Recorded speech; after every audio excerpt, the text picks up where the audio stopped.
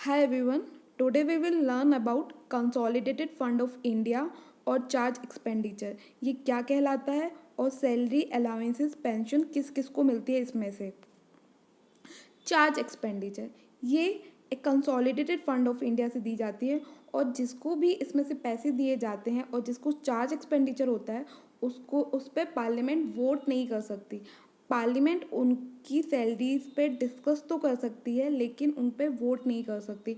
मतलब कि जैसे कि कोई कॉन्स्टिट्यूशनल ऑफिस है, प्रेसिडेंट, स्पीकर, अभी हम आगे पढ़ेंगे, तो उन पे पार्लियामेंट उनकी सैलरी को कम नहीं कर सकती। क्यों? क्योंकि हमें इंडिपेंडेंसी इंश्योर करनी है। तो इन सब की सैलरी अलाउंसेस और पेंशन हम ये देखेंगे किस किस की। प्रेसिडेंट की अगर सैलरी किस में से दी जाती है, कंसोलिडेटेड फंड ऑफ इंडिया से दी जाती है और ये एक चार्ज एक्सपेंडिचर है।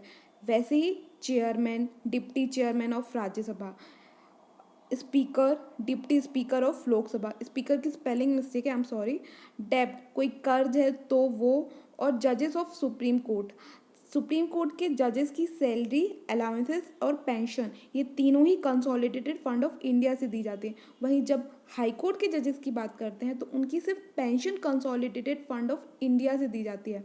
उनकी जो सैलरी होती है और अलाउंसेस होते हैं वो कहाँ से दिए जाते हैं? कंसोलिडेटेड फंड ऑफ स्टेट से दिए जाते हैं। कहाँ से दिए जाते हैं? Consolidated fund of state.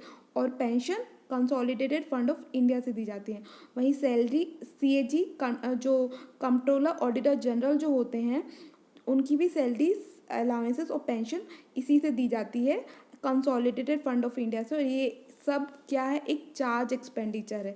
इस पे पार्लियामेंट वोट नहीं कर सकती, इन सब की सैलरी को कम नहीं कर सकती ताकि इंश्योर कर सके safety of the important constitutional office, कि अगर इनको कोई फैसला लेना है तो पार्लियामेंट के दबाव में आके ये ना काम करें और इनकी ऑफिस को, इनकी काम को इंडिपेंडेंट रखा जाए।